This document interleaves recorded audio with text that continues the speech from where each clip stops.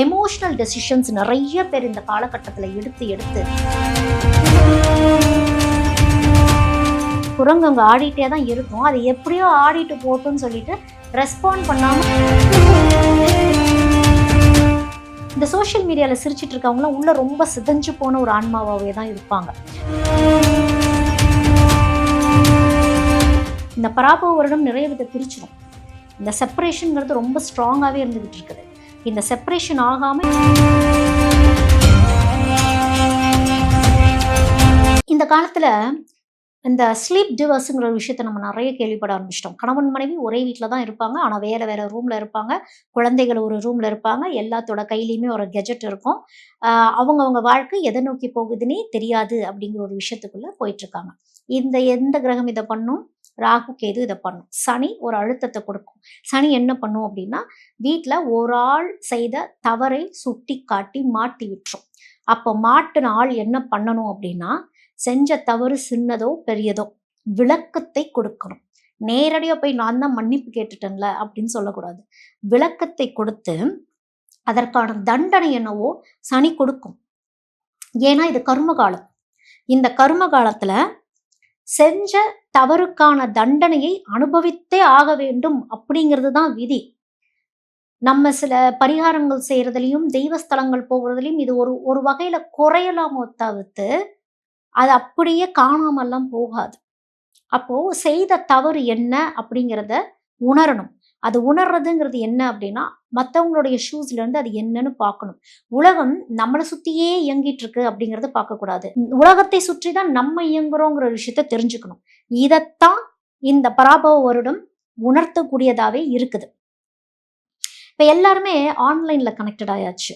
யாராவது சோல்ஃபுல்லாக கனெக்டடாக இருக்குமா அப்படின்னா, ஆன்லைன்ல தான் எங்கேயோ சோல்ஃபுல் கனெக்ஷன் நினச்சிட்டு இருந்துட்டு இருக்கக்கூடிய காலகட்டத்தில் நம்ம இருக்கோம். அருகாமையில் இருக்கவங்க கிட்ட எங்கேயுமே சோல் கனெக்ஷன் இல்லை அப்படிங்கிறப்போ பிரிவினை. ஏன்னா இது பராபவ வருடம், திருத்திக்கக்கூடிய வருடம்.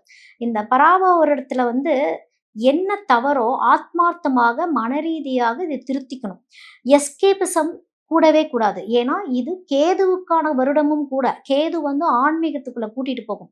ஆன்மீகம் எப்படி கூட்டிட்டு போகும்னா, வாழ்க்கையில நிறைய விரக்திகளை கொடுத்து நொந்து போக வச்சு தனிமையை கொடுத்து அப்படித்தான் ஆன்மீகத்துக்குள்ள கூட்டிட்டு போகும். தெய்வம் இருக்கா இல்லையா எல்லா கேள்விகளையும் கேட்டு தேடி அலைய வச்சு சரணாகதியாய் ஒரு இடத்துல போய் அமர வைக்கும். அது என்ன அப்படின்னா, டோட்டல் சரண்டரிங் அப்படிங்கிற ஒரு விஷயத்துக்கு தான் கேது கூட்டிட்டு போகக்கூடிய காலகட்டத்துல நம்ம இருக்கோம். நிறைய பேர் இந்த முறை ஆன்மீகத்துக்குள்ள போவாங்க. தெய்வங்களை நோக்கி மலையேறி போறதும், காடு மலை அப்படின்னு தேடி தேடி போகிறதும், இந்த தெய்வத்துக்காகவே தன்னை அர்ப்பணிக்கக்கூடிய ஒரு அமைப்புமே இந்த காலகட்டத்துல உண்டு. ஏன்னா இயற்கை பேரிடர்களும் இயற்கை நிறைய விஷயங்களை நம்மளுக்கு புரிய வைக்கும். இப்படி கொரோனா காலத்துல கூடயே நம்மளுடைய உறவினர்கள், நம்மளுடைய குடும்பத்தார்கள்லாம் கூடயே இருக்கிறப்ப தான் எல்லாத்த பத்தியும் நமக்கு தெரியவே வந்ததுன்னு ஒண்ணு இருக்குல்ல. அந்த கொரோனா காலத்துல இருந்தே பிரிஞ்சவங்க நிறைய பேர் இருக்காங்க. ஏன்னா அப்பதான் ரியாலிட்டியே என்னன்னு பார்க்க ஆரம்பிச்சாங்க. ஒருத்தர் நம்ம பக்கத்துல இருந்து வாழும் பொழுதுதான், கூடயே இருந்து போர் அடிக்கிறப்பதான், ஒருத்தவங்க கூட இருந்து நம்மளுக்கு போர் அடிச்சா வாழ்க்கை என்னன்னு தெரிய வரும் பொழுதுதான் இந்த எக்ஸ்ட்ரா மேரிட்டல் அஃபேர் அப்படிங்கிறது போறது, வேறொருத்தவங்களை தேடி போறது, மன அழுத்தங்கள் வந்தது, அதை எப்படி சரி செஞ்சுக்கணும்னு தெரியாம போனது, அந்த டிப்ரெஷன் காலங்களுக்குள்ள போனது, இழப்புகள் நிறைய பார்த்தது, இப்படி நிறைய விஷயங்கள் நடந்தது. திரும்பி பார்க்கும் பொழுது ஏதோ ஒரு வகையில் அது நல்லதுதான் பண்ணிட்டு போச்சோ அப்படிங்கிற ஒரு எண்ணத்தையும் கொடுக்கும். இப்போ ராகு என்ன பண்ணிட்டு இருந்தது அப்படிங்கறது நம்ம தெரிஞ்சுக்கணும். ராகு எல்லாத்துக்கிட்டையும் ஆசைகளை தூண்டிடுச்சு. ஆசைகளை தூண்டி மாயைகளை காட்ட ஆரம்பிச்சிருச்சு. இப்போ பிரிவுகள் அப்படின்னே ஒன்று வருது. இப்போ குழந்தைகள் இன்னொருத்தவங்களோட லைஃப் ஸ்டைலை பார்க்குறாங்க, இன்னொரு ஃபேமிலியோட லைஃப் ஸ்டைலை பார்க்குறாங்க. கணவனாகட்டும் மனைவியாகட்டும் இன்னொருத்தவங்களோட லைஃப் ஸ்டைல் பார்க்குறாங்க. யாராவது இவங்களை பாராட்டும் பொழுது, ஐயோ இந்த டேலண்ட் ஒன்ட்டு இருந்ததை ஏன் அவங்க அதை கண்டுபிடிக்கலையா அப்படிங்கும் பொழுது ஒரு மன அழுத்தம் ஃபேமிலிக்குள்ள ஒரு கம்பேரிசன் நீ யார் கூட பேசுற, என்ன பண்ற, சந்தேகங்கள் எழ ஆரம்பிச்சு, வீணான சந்தேகங்கள், மாயைகள். அது முக்கியமா இந்த சந்திரன் ராகு காம்பினேஷன்ல எல்லாம் யாருக்கெல்லாம் ஜாதகத்துல இருந்ததோ, சந்திரன் ராகு, சந்திரன் கேது, சூரியன் ராகு, சூரியன் கேது, இந்த காம்பினேஷன். அதே மாதிரி சனிச்சந்திரன் அப்படிங்கிறது புணர்ப்பு தோஷம். இந்த அமைப்புல இருக்கவங்க, உங்க ஜாதகத்தை எடுத்து பார்த்தீங்கன்னா தெரியும், இந்த அமைப்புல இருக்கிறவங்க எல்லாருமே நிறைய வகையான ப்ராப்ளம்ஸ் சந்திச்சாங்க. இன்னும் சந்திச்சுக்கிட்டு தான் இருக்கிறாங்க. ஏன் அப்படின்னா, சனி ராகு காம்பினேஷன் பொறுத்த வரைக்கும் சனி சந்திரன் அப்படிங்கிறது புணர்ப்பு தோஷம். இந்த சனி சந்திரன் பொறுத்த வரைக்கும் அப்படியே ஸ்டாக்னண்டாகி நிற்க வச்சிரும். வாழ்க்கையை ஸ்தம்பிச்சு நிற்க வச்சிரும். எதை நோக்கி போறதுன்னே தெரியாது. குழப்பத்திலேயே வச்சுக்கிட்டே இருக்கும். புணர்ப்பு தோஷம். ஒரு விஷயத்துக்கு பயந்துட்டாங்கன்னா அதுக்கு பயந்துட்டே தான் இருப்பாங்க. இப்ப திருமணம் எனக்கு ஆகவே கூடாது, அவங்க வாழ்க்கையெல்லாம் கெட்டு போகுது, அதனால நான் திருமணம் பண்ணிக்க மாட்டேன்னு சொல்லிட்டு இருக்கவங்க நிறைய பேர் இருப்பாங்க. அவங்களுக்கு சனிச்சந்திரன் காம்பினேஷன் இருக்கும். நான் என் மனைவியோ கணவனையோ நான் சந்தேகப்பட்டுட்டே இருக்கேன், அவங்களுக்குலாம் சனி ராகு காம்பினேஷன் இருக்கும். சனி அதே மாதிரி சந்திரன் ராகு காம்பினேஷன் இருக்கும். சந்திரன் கேது காம்பினேஷன் இருக்கும். அவங்கெல்லாம் வந்து அந்த மாயைக்குள்ள போயிட்டு அந்த அசம்ஷன்லயே போயிட்டு இருப்பாங்க. கம்யூனிகேஷன் ஒரு விஷயத்த வச்சாங்களா அப்படின்னா வச்சிருக்கவே மாட்டாங்க. நம்ம ஜென்ரலா என்ன பண்றோம், நம்ம யூடியூப் ஓபன் பண்றோம். என் ராசிக்கு என்ன சொன்னாங்க, அவங்க ராசிக்கு என்ன சொன்னாங்கன்னு பார்த்துட்டு போயிட்டே இருக்கோம். ஆனா வாழ்க்கையை நம்ம எப்படி திருத்திக்கணும்? வாரம் வாரம் எல்லாமே மாறிட்டு தான் இருக்கு. நாளும் கிழமையும் எல்லாமே மாறிட்டு மனிதர்கள் மாறிட்டே தான் இருக்கிறாங்க. நம்ம எப்படி மாறணும்? எந்த விஷயத்த மாத்திக்கிட்டோம் அப்படிங்கிறதையும் நம்ம புரிஞ்சுக்கணும். வெறுமனே பிளானட்ஸ் வந்து மேஜிக் பண்ணிடாது. இந்த பிளானட்ஸ்ங்கிறது தசாபுக்தி. இந்த தசாபுக்தி, கோச்சார அமைப்புகள் இது எல்லாமே நம்மளுடைய வாழ்க்கையில ஒரு பயணம் மாதிரி நம்மளை கூட்டிட்டு போயிட்டே இருக்கும். இந்த பயணத்துல நம்ம எந்த விஷயத்த உணர்ந்தோம் அப்படிங்கிறதும் நம்ம தெரிஞ்சுக்கணும். இப்போ ராகு வந்து இந்த ஆசையெல்லாம் தூண்டிருச்சா, அப்ப கேது என்ன பண்ணும் அப்படிங்கும் பொழுது மனுஷன் எதெல்லாம் பற்றோடு இருக்கிறாங்களோ, அதாவது ராகு எதெல்லாம் ஒரு ஆசையை தூண்டி விட்டுச்சோ கேது பற்றற்று கொண்டு வரும். அந்த பற்றற்று கொண்டு வரக்கு உள்ள இன்னொரு ஆள் வந்து வேலை பார்க்கும். அதுதான் சனி. சனி வந்து என்ன பண்ணும்னா, இது போலியான உறவு, இவங்க உன்கிட்ட ரியாலிட்டியா இல்ல, கரெக்டா இல்ல அப்படிங்கும் பொழுது அப்படியே அந்த போலியான உறவை கட் பண்ண வைக்கிறதுக்கு அவங்கள பத்தின ஒரு விஷயத்த திரை போட்டு காட்டும். திரை போட்டு காட்டின உடனே மன அழுத்தங்கள் அப்படிங்கிற ஒரு விஷயம் வர ஆரம்பிச்சு கேது டிட்டாச்மெண்ட்டுக்கு கூட்டிட்டு போகும். அப்படித்தான் இந்த கிரகங்கள் வேலை பார்த்துக்கிட்டு இருக்கும். அப்பெல்லாம் வந்து குடும்பம் அப்படிங்கிறப்போ ஒரு பந்தத்தோட இருந்தாங்க இல்லையா? இப்போ அந்த பந்தம் எப்படி இருந்ததுன்னா ஒரு அட்ஜஸ்ட்மெண்ட் போயிட்டு இருந்தது. அட்ஜஸ்ட் பண்ணிக்கோ. இப்ப அட்ஜஸ்ட் அப்படிங்கிற ஒரு வார்த்தையே எல்லாத்துக்குமே என்ன ஆயிடுச்சு அப்படின்னா ஒரு அவர்ஷன் மாதிரி ஆயிடுச்சு. என்னது அட்ஜஸ்டா? நான் ஏன் அட்ஜஸ்ட் பண்ணி போனோம்? நான் இவ்வளோ நாள் நான் தாங்கிட்டு இருந்துட்டேன், இதுக்கு மேல் நான் ஏன் தாங்கி இருக்கணும் அப்படிங்கிற மாதிரி ஒரு சுச்சுவேஷன் வந்துருச்சு.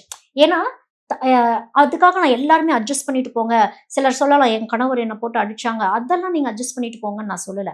எங்க அட்ஜஸ்ட் பண்ணணுமோ சாதாரண விஷயங்களுக்கு நம்ம அட்ஜஸ்ட் பண்ணிட்டு போகலாம். அதுக்காக ஓவர் டாலரன்ஸும் கூடாது. அதையும் நான் சொல்லிடுறேன்.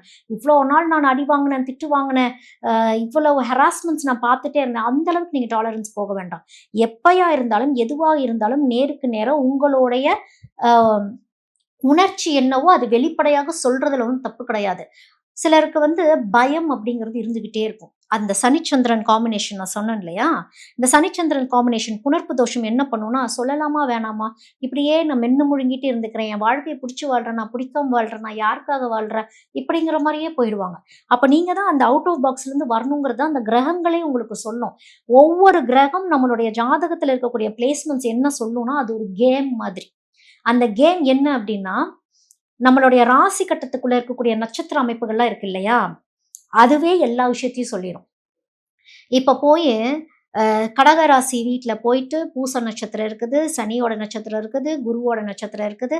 ஆகாத நட்சத்திரங்கள் தான் உள்ளேயே இருக்குன்னே ஒண்ணு இருக்கும். இந்த ஆகாத நட்சத்திரங்கள் உள்ள வந்து அமரும் பொழுது, எப்படி நம்ம பேலன்ஸ் பண்ணி போகுறோம்னு ஒண்ணு இருக்கும்.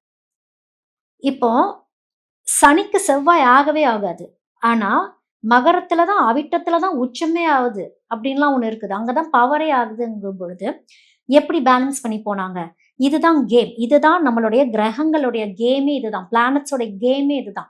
இந்த கேம்ல எப்படி இதோடைய சூட்சுமத்தை தெரிஞ்சு நம்ம ஜெயிச்சு வந்தோமா இல்லையா? கடந்து வந்தோமா இல்லையா? அப்படிங்கிறது தான். இப்ப எல்லாத்தோடைய மனநிலைமைகள் எப்படி இருக்கு தெரியுமா? என்னை யார் புரிஞ்சுக்கவே மாட்டேங்கிறாங்க. என்னை யார் புரிஞ்சுக்குவா? முதல் நீங்க உங்கள புரிஞ்சுக்கிட்டீங்களா? அதத்தான் முதல் யோசிக்கணும். நம்மளையே நம்மனால புரிஞ்சுக்க முடியாதப்போ, நம்மளே ஒவ்வொரு நொடியும் மாறிக்கிட்டே இருக்கும் பொழுது, கூட இருக்கவங்க எப்படி புரிஞ்சுக்கணும்? அப்படிங்கிற ஒரு விஷயத்த எப்படி நம்ம சொல்லப் போறோம் அப்படிங்கிறத தான் வந்து மனசுல வச்சுக்கணும். ஜென்ரலா நீ என்ன புரிஞ்சுக்கலாம், அந்த கனெக்ட் இல்ல அப்படின்னா, இப்ப எல்லாருமே கனெக்ட் ஆகுறாங்க. ஆனா, அந்த அட்டாச்மெண்ட் அப்படிங்கிற ஒரு விஷயம் சரியா இல்ல. அதுதான் வந்து இந்த பராபவ வருடம் சொல்லுது. கரெக்ஷன். கரெக்ஷன் பண்ணிக்கங்க அப்படிங்கிறது தான் சொல்லுது. இப்போ யாரு கேட்டாலுமே கையில கெட்ஜெட்ஸ் இருக்கும், எல்லா அமைப்புமே இருக்கும், பணம் இருக்கும், பொருள் இருக்கும். ஆனா நிம்மதி இருக்கா? அப்படின்னா இருக்காது. வெறுமையா இருக்கிற மாரியே இருக்கும். எல்லாம் இருந்தும் இல்லாத நிலையை குடுக்கக்கூடியது இந்த காலகட்டம். இந்த காலகட்டம் இப்படியே தான் போகும். எப்படி வாழ்க்கையை நம்ம மாத்தி அமைச்சுக்க போறோம் அப்படிங்கிறது தான். இப்போ இந்த காலத்துல பெரிய நோயா பார்க்கப்படுறதே டிப்ரஷன் தான். இந்த டிப்ரஷன்ல இருந்து தான் ஒவ்வொன்னா எல்லாமே டச் ஆயி வருது. இந்த டிப்ரஷன் என்ன ஆகும்னா, அப்படியே நம்ம கட்ல போய் சேரும். நம்ம கட் வந்து நம்மளுடைய செகண்ட் பிரெயின் மாரி. அது என்ன பண்ணும், நம்பிடும். ஏதோ சரியில்ல போல அப்படின்ட்டு நம்ம உடம்புக்குள்ள இருக்க ஒவ்வொரு ஆர்கன்ஸையும் போய் அப்படியே டேமேஜ் பண்ண ஆரம்பிக்கும். அப்படியே ஸ்லோ டவுன் பண்ண ஆரம்பிக்கும். அப்பதான் வயித்துல பிரச்சனை வரும். குடல்ல பிரச்சனை வரும். யூட்ரஸ்ல ப்ராப்ளம் வரும். இப்படி ஒவ்வொரு ப்ராப்ளமா உள்ள வந்து நோய் கிருமிகள் தாக்கக்கூடுற மாரி வந்து அடி ஆழத்துல போய் பார்க்கும் பொழுது தான் என்னன்னு தெரியும் அப்டின்னா, இத்தனைக்கும் காரணம் டிப்ரஷனா தான் இருக்கும். தூக்கம் கெட்டதா தான் இருக்கும். ஒரு விஷயத்த திரும்ப திரும்ப யோசிச்சதா தான் வந்து யோசிச்சுட்டே இருந்ததா தான் இருக்கும். அதாவது இந்த சந்திரன், ராகு காம்பினேஷன் நான் சொன்னேன்ல. இந்த சந்திரன், ராகு, சந்திரன், கேது காம்பினேஷன்ல இருக்கவங்களுக்கு, சாயங்காலம் 7 மணிக்கு அப்புறம் எந்த டெசிஷனுமே நீங்க எடுத்துறக்கூடாது அப்டிங்கிறது தான். டெசிஷன் எடுத்துறாதீங்க. எதையும் யோசிச்சிராதீங்க. யார்கிட்டயும் போய் ஆர்கியுமென்ட்டும் பண்ணிடாதீங்க. ஏன்னா, அந்த நேரத்துல நீங்க எடுக்கக்கூடிய முடிவுகளாகட்டும் சரியாகவே இருக்காது. எமோஷனல் டெசிஷன்ஸ் நெறைய பேர் இந்த காலகட்டத்துல எடுத்து, எடுத்து தவறுகள் நெறைய பண்ணிக்கிட்டே இருக்கிறாங்க. நானே ஜோதிடம் பார்க்கும் பொழுது கேட்கிற கேள்வி என்ன அப்டின்னா, "நீங்க எமோஷனலா டெசிஷன் எடுத்தீங்களா? லாஜிக்கலா டெசிஷன் எடுத்தீங்களா?" அப்டின்னா, "நான் தெளிவா தான் எடுத்தேன்" அப்டிம்பாங்க. அந்த தெளிவுங்கிறது என்ன அப்டின்னா, உங்களோட எமோஷன்ல கனெக்ட் ஆச்சா? இல்ல லாஜிக்கலா கனெக்ட் ஆச்சா? காரியம் பெருசா? வீரியம் பெருசான்னா, நம்மளுக்கு காரியம் தான் பெருசு. அப்படிங்கிற ஒரு விஷயத்துல தெளிவா இருக்கிறது தான் லாஜிக்கல் திங்கிங். எனக்கு வீரியம் தான் பெருசு அப்படிங்கிறது எல்லா இடத்துலயுமே வேலைக்கு ஆகாது. அதுதான் எமோஷனல் டெசிஷன்ஸ். அந்த எமோஷனல் டெசிஷன் எடுத்து தான் பல பேர் பல பிரச்சனைகள்ல சொத்து தகராறுலயும், நெறைய பேத்துட்ட கடன் வாங்குனதாகட்டும், கணவன் மனைவி பிரிவினையாகட்டும், பெற்றோர்கள் குழந்தைகள விட்டு பிரிஞ்சதாகட்டும், பிள்ளைகள் தன் பெற்றோர்களை புரியாம போனதாகட்டும், இத்தனை விஷயங்களும் இப்படிதான் நடந்துகிட்டு இருக்கு. இப்போ யாராலயுமே நைட்ல தூங்கவே முடியறதில்ல. எல்லாரும் எப்படி கேட்குறாங்கன்னா, எப்படியாவது தூக்கம் வந்துரணும். என்னது பண்ணா தூக்கம் வருது? மாத்திரை போட்டா தூக்கம் வந்துருமா? அந்த மாத்திரை என்ன பண்ணுது? நம்மள மயங்க வைக்குது. மயங்கி நம்ம போறோம். ஆனா தூங்குறோமா? அப்படின்னா அது ஒரு பெரிய கேள்விக்குறி தான். அசந்து நம்மளுடைய பிரெயின் ஷட் டவுன் ஆகணும். ஸ்விட்ச் ஆஃப் பண்ணி அது தூங்கணும் அப்படிங்கிறப்போ, எந்த சிந்தனைகளுமே இல்லாம இருக்கணும். குரங்க நினைக்காதன்னா நம்ம குரங்க நினைப்போம். இந்த தியானத்துல போய் இருங்க. எதையுமே நினைக்காதீங்க அப்படின்னா, அந்த தியானம்ங்கிறது என்னன்னா, குரங்க நினைக்கலாம். எந்த தவறும் கிடையாது. எப்படி ஒரு குழந்தை ஒரு டிராஃபிக் ஜாம்ல குழந்தைங்கள தூங்குறத நம்ம பார்த்துருக்கோம்ல. அந்த தெருவோரம் இருக்க குழந்தைங்கலாம் அவ்ளோ சத்தத்திலயும் தூங்கிட்டு இருக்காங்க அப்படின்னா, மன அமைதியோட எப்படி அந்த குழந்தைங்க அந்த சத்தத்த உள்வாங்காம எப்படி தூங்குது? அதே தான் நம்மளுடைய மனசுல இருக்க குப்பைகளுமே. இத்தன குப்பைகளையும் நம்ம கான்சன்ட்ரேஷன் பண்ணிட்டே இருக்கோம் அப்படின்னா, சப்கான்ஷியஸ் முழிச்சுக்கிட்டே இருக்கு அப்படின்னா, எப்படி உறக்கம் வரும்? தன்னிலை மறந்து எப்படி ஒரு குழந்தை தூங்குதோ, அதாவது என்ன அப்படின்னா, குரங்க நினைக்காம இருக்க முடியாது. குரங்கு அங்க ஆடிட்டே தான் இருக்கும். அது எப்படியோ ஆடிட்டு போட்டும்ன்னு சொல்லிட்டு, ரெஸ்பாண்ட் பண்ணாம, ரியாக்ட் பண்ணாம, நமக்கு என்னவோ அத நம்ம பார்த்துட்டு இருந்துட்டோம் அப்படின்னாலே தூக்கம் சரியா வந்துரும். உங்களுடைய மூச்ச, உங்களுடைய சுவாசத்த சரியா கவனிச்சுட்டு, உள்மூச்சும், வெளிமூச்சும் எப்படி போகுதுங்கிறத ஒரு ஃபியூ செகண்ட்ஸ் கவனிச்சுட்டே இருந்தீங்கன்னு வச்சுக்கோங்க, தூங்கிடுவீங்க. ரொம்ப சிம்பிள். இதுதான் நெறைய பேத்துக்கு வரமாட்டேங்குது. இது ஒரு பிராக்டிஸ். ஒரே நாள்ல வந்துராது.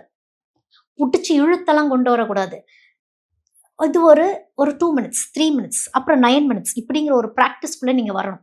யோகாசனம் போகணும். யோகாசனம் போகும்பொழுது வாழ்க்கையில நிறைய மாற்றங்கள் வரும். கிரகங்களே வேலை செய்யாது. யோகாசனம் பண்றவங்களுக்கு, கிரியா யோகம் பண்றவங்களுக்கு விதி மாறக்கூடிய ஒரு அமைப்பு. சிவன் ஸ்தலங்களுக்கு போயிட்டு அமைதியா உட்கார்ந்துட்டு வர்றது. பிரீதிங் அப்படிங்கிறது சிவன் ஸ்தலங்களுக்கு அதிகாலையில போகும்பொழுதும், சாயங்கால வேளைகள்ல போகும்பொழுதும் அபரிதமான ஒரு சக்தி அப்படிங்கிறதே ஒண்ணு கிடைக்கும் அப்படின்னு ஒண்ணு இருக்குது. முக்கியமா சிவன் கோயில்ல இருக்கக்கூடிய வில்வ மரம்லாம் இருக்கு இல்லையா? வில்வ மரத்துக்கிட்டலாம் நம்ம போகும் பொழுது, பாசிட்டிவா பேசி, பாசிட்டிவா கேட்டா அது பாசிட்டிவா நடக்கும். நெகட்டிவா நெனச்சுட்டு போயி புலம்புறீங்க அப்டின்னா, அது நெகட்டிவிட்டிய குடுத்துரும். வில்வம்ட்டு இல்ல, வேப்ப மரத்துக்கும் இந்த அமைப்பு உண்டு. வேப்ப மரத்துக்கும், வில்வ மரத்துக்கும் என்ன நம்ம சொல்றோமோ, என்ன நம்ம கேட்கிறோமோ, என்ன மனநிலைமைகள்ல இருக்கிறோமோ, என்ன ரிவெஞ்சா மத்தவங்கள பேசுறோமோ, இத்தனையும் கிரகிச்சு உனக்கே வந்து சேரட்டும்னு குடுத்துரும். அப்போ நல்லதே நினைக்கணும் அப்படிங்கிறதையும் ஞாபகத்துல வச்சுக்கணும். இப்போ காரணமே இல்லாம நெறைய பேர் அழுதுட்டே இருக்கிறாங்க. யாராவது நம்மளுடைய சோகத்த கேட்க மாட்டாங்களா? இப்படி நெறைய பேர் வந்து மேனிபுலேட் பண்ணி தவறான ரிலேஷன்ஷிப்ல போய் நம்பி ஏமாந்தவங்களும் நெறைய பேர் இருக்கிறாங்க. முடிஞ்ச அளவுக்கு பக்கத்துல இருக்கவங்கள்ட்டயே மனசு விட்டு கம்யூனிகேட் பண்ணும் பொழுது, அருகாமையில இருக்கவங்க லிசனிங்ல இருக்கணும். ஒருத்தங்க பேசணும், ஒருத்தங்க லிசன் பண்ணணும். அப்படி இருந்தா மட்டுமே குடும்பம் நல்லபடியாக இருக்கும் அப்படிங்கிறதையும் தெரிஞ்சுக்கணும். இந்த சோஷியல் மீடியால சிரிச்சுட்டு இருக்கவங்கலாம் உள்ள ரொம்ப சிதைஞ்சு போன ஒரு ஆன்மாவாவே தான் இருப்பாங்க. ஸோ உங்களுடைய ஆன்மாவ முதல் நீங்க சீர் செஞ்சுக்கணும் அப்படிங்கிறது தான் முக்கியம். அதுதான் இந்த பராபவ வருடம் சொல்லுது. கரெக்ஷன். நெறைய கரெக்ஷன் நீங்க பண்ணணும். ஏன் இப்ப கணவன் மனைவிலாம் பிரியறாங்க? ஒரு கம்பேட்டிபிலிட்டி மட்டும் பார்த்துட்டு இருக்கிறாங்களா? அப்படின்னா, இந்த ஆன்மாக்கள் இப்ப எத பார்க்க ஆரம்பிச்சுருச்சுன்னா, அந்த எமோஷனல் பாண்டிங், அந்த எமோஷனல் கனெக்டிவிட்டி முக்கியமா மத்தியம வயசுலேருந்து இது நடக்க ஆரம்பிக்குது. 30, 35 வயசுல இருந்தே இந்த விஷயம் ஸ்டார்ட் ஆயிருது. இன்னும் சொல்லப்போனா 45 இயர்ஸ், 50 இயர்ஸ்ல இருக்கவங்கலாம் இப்ப வந்து டிவோர்ஸ் கேட்கறாங்க. என்னங்க கடைசி நேரத்துல, கடைசி காலத்துல வந்து ஏங்க நீங்க இப்படி கேட்கறீங்க? அப்படிங்கும் பொழுது, என்னால இதுக்கு மேல டாலரேட் பண்ண முடியல. எனக்கு அந்த பாண்டிங் வரல. அந்த எமோஷனல் கனெக்ட் இல்ல அப்படிங்கும் பொழுது, அவங்களுடைய ஆப்போனன்ட் என்ன சொல்றாங்கன்னா, அப்பதான் லாஜிக்கலா பேசுவாங்க. நான் வந்து எல்லாமே குடுத்துட்டேன். வீட்ல பொருள் வாங்கி போட்டுட்டேன். கடமைகள் எல்லாம் செஞ்சுட்டேன். இதுக்கு மேல உனக்கு என்ன வேணும்? அது யாரு வேணாலும் செய்வாங்க. அந்த எமோஷன்ஸ்க்கு என்ன இம்பார்ட்டன்ஸ் குடுத்தாங்க? அப்படிங்கிறது தான் விஷயமே. அந்த எமோஷன்ஸ எப்படி இன்னொருத்தவங்களோட எமோஷன்ஸ புரிஞ்சுக்கிட்டாங்க. மன்னிப்பு கேட்டால் மட்டும் போதாது அப்படின்னு ஒண்ணு இருக்குது. ரியலைசேஷனும் ஒரு தேவைப்படுது. ஏன்னா, அந்த எமோஷனல் ஹர்ட் காலங்காலமா நடந்துகிட்டே இருந்ததுனால, பெரும்பாலான டிவோர்ஸ் கேஸஸ் இப்ப சொல்ற விஷயமே, இந்த எமோஷனல் பாண்டிங், அந்த எமோஷனல் கனெக்ட் இல்ல அப்படிங்கிறது தான். இன்னும் சிலருக்கு அந்த ஆப்போனன்ட்க்கு எமோஷனல் பாண்டிங்னா என்னங்க? எமோஷனல் கனெக்ட்னா என்னன்னு கேட்டுக்கிட்டே இருக்கிறாங்க. இப்படித்தாங்க நீங்க உங்க லைஃப் பார்ட்னர்ட்ட போய் பேசணும். இந்த மாரி பேசுங்க, இந்த மாரி கேளுங்க அப்படிங்கும் பொழுது தான், ஓ! நான் இந்த இடத்துல இப்படி தவறு செஞ்சேனா? சரி இப்படி நான் மாத்திக்கிறேன் அப்படின்னு கேட்கிறவங்களும் இருக்காங்க. ஒரு சிலர் எப்படி இருக்காங்கன்னா, இல்ல. நான் எல்லாம் சரியா தான் பண்ணுனேன். அது எப்படி அவங்களுக்கு அது புரியாம போகும் அப்படின்னா, பிரிவுகள் ஜாஸ்தியாயிடும். அதனால இந்த பராபவ வருடம் நிறைய வித பிரிச்சுரும். இந்த செப்பரேஷன்ங்கிறது ரொம்ப ஸ்ட்ராங்காவே இருந்துகிட்டு இருக்குது. இந்த செப்பரேஷன் ஆகாம இந்த கம்யூனிகேஷன் கேப்ப எப்படி நீங்க சரி பண்ணிக்கணும் அப்படிங்கிறதும் பார்த்துக்கணும். கிரகங்கள் இந்த மாரி கேம் எல்லாம் நம்ம ஜாதகத்துல விளையாண்டுட்டே தான் இருக்கும். இப்போ எல்லாத்துக்குமே ஒரு அமைதிங்கிற ஒரு விஷயம் வந்து தொலைஞ்சு போயிட்டு, அமைதிய தேடி தேடி எனக்கு பீஸ்ஃபுல்லா இருந்தா போதுங்க. எனக்கு யாருமே வேணாம் அப்படின்னு ஒரு தனிமைய நோக்கி போற மாரி ஆயிருச்சு. இப்ப நம்ம யாரத்தான் உண்மையா நேசிக்கிறோம்? நம்ம தான் நம்மள நேசிக்கிறோமா? இல்ல இந்த தனிமையே புடிச்சிருச்சுன்னு நம்ம வாழ்ந்துட்டு இருக்கோமா? எந்த டிப்ரஷன்ல போயிட்டுருக்கோம்? ஏன்னா இந்த ஆன்மீகம் இப்ப போயிட்டுருக்க ஆன்மீக பாதை எப்படி இருக்குன்னா, டோட்டல் டிட்டாச்மென்ட் ஃபேஸ்ல தான் ஆன்மீகம் போயிட்டுருக்கு. ஒரு காலத்துல மகிழ்ச்சியான ஆன்மீக வாழ்க்கையா இருந்தது. மகிழ்ச்சியா ஆன்மீகத்துக்குள்ள போனாங்க. செழிப்பா எனக்கு எல்லாமே கிடைச்சிருச்சுங்க. இதுக்கு மேல எனக்கு என்ன வேணும்? தெய்வம் தான். அப்படின்ட்டு சந்தோஷமா போன காலம் போயி, இதுக்கு மேல எனக்கு என்னங்க வேணும்? எனக்கு எதுவுமே கிடைக்கல. எனக்கு ஆன்மீகமாவது கிடைக்கட்டும்னு ஒரு எஸ்கேபிசம் மாரி போயிடக்கூடாது. புரிஞ்சு, உணர்ந்து, இறைவனுக்கு நன்றி சொல்லும் விதமாகவே நம்ம ஆன்மீகத்துக்குள்ள போகணும் அப்படிங்கிறது தான் இன்னும் நம்ம நிறைய பேசுவோம்.